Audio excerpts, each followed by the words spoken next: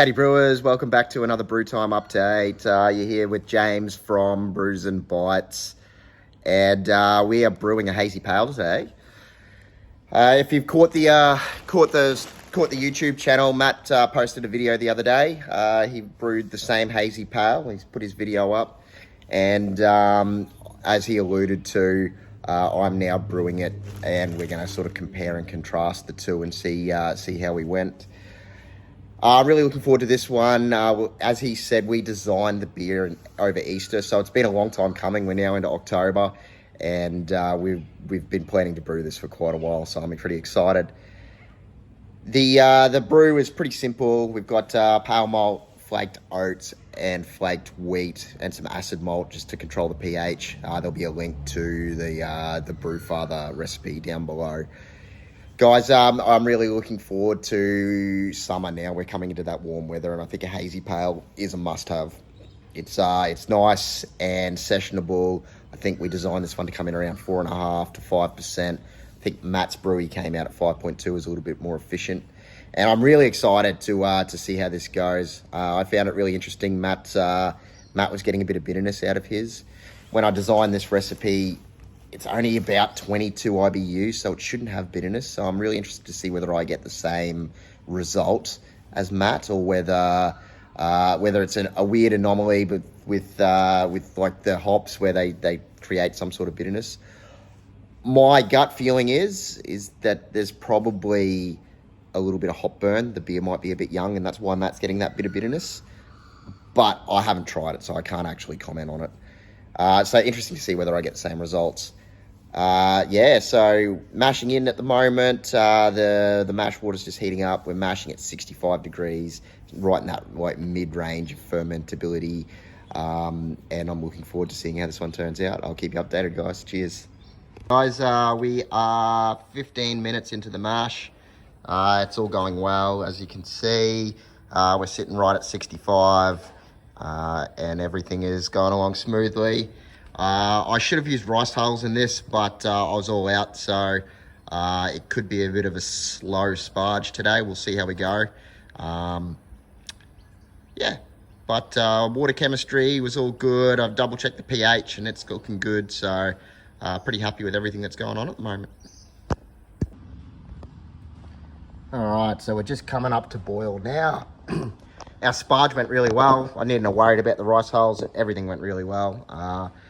So we've got about 50 minutes once we hit boil, and then we're doing our first Vic Secret hop addition. Everything's been really smooth. It's nice casual brew day, and probably hour and a half, 2 hours, and we're done. Cheers, guys.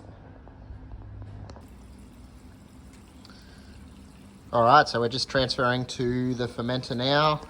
Everything's sanitized. Don't fear the foam. And you can see we've got a nice clear wort stream there. A little bit of haze, which is good. Everything went well. We're bang on our numbers, which is great. And I'm gonna pitch some 04 into this.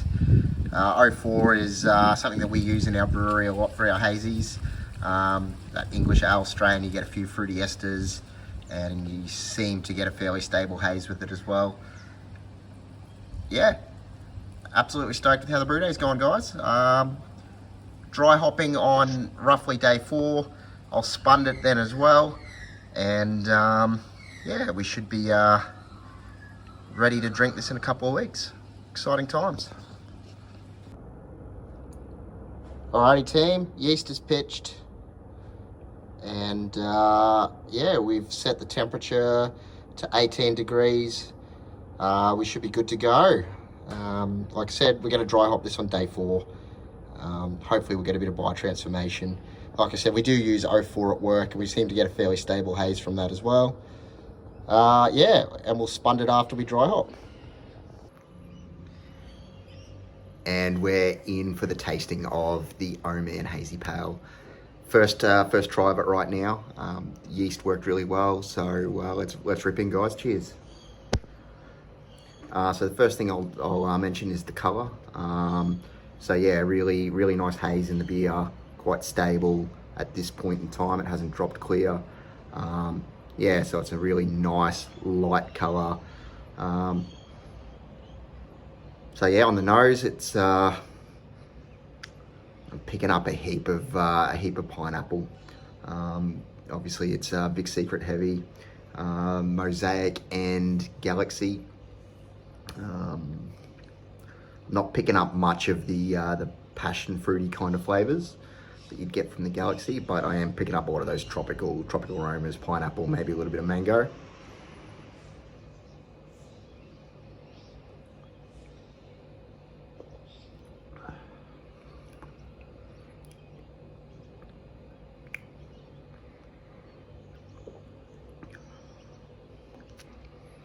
Yeah, right, cool.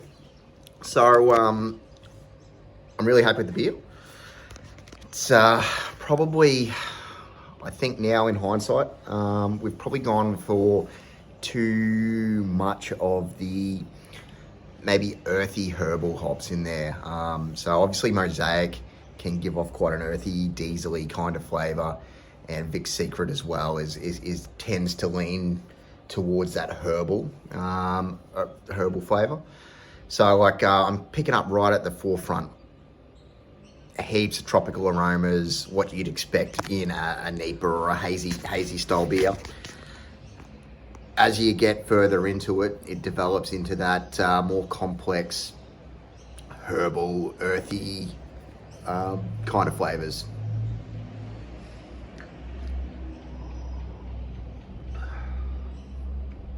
Really happy with the mouthfeel. You could maybe mash a little bit higher just to try and get a little bit more body in there, but I'm pretty happy with the mouthfeel. Yeah, it's a good drinkable beer, sessionable. Just that lingering, for me at least, the taste is slightly different to the smell, which is, it's confusing me a little bit. If I was doing it again, I might back off on either the Vic Secret or the Mosaic and bump up the Galaxy. Just Vic Secret's a bit of an unknown for me. Home brewed with it that much, so that's kind of the unknown for me. Like I know what I'm going to get out of Mosaic, I know what I'm going to get out of Galaxy. So I think in this instance, maybe I've gone a little bit heavy on the Vic Secret. Yeah, look. Not unhappy with it, but I think it's a beer that could use a little bit of tweaking. So yeah, like I said, if I was brewing it, I'd probably bump up maybe the Mosaic and the Galaxy, and back down on the Vic Secret and see where that gets me to. Mash a little bit higher for a bit more body.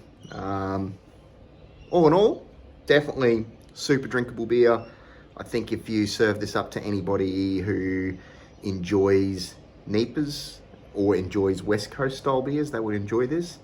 If you were serving this up to like a regular lager or pale drinker, it might be a bit confronting for them.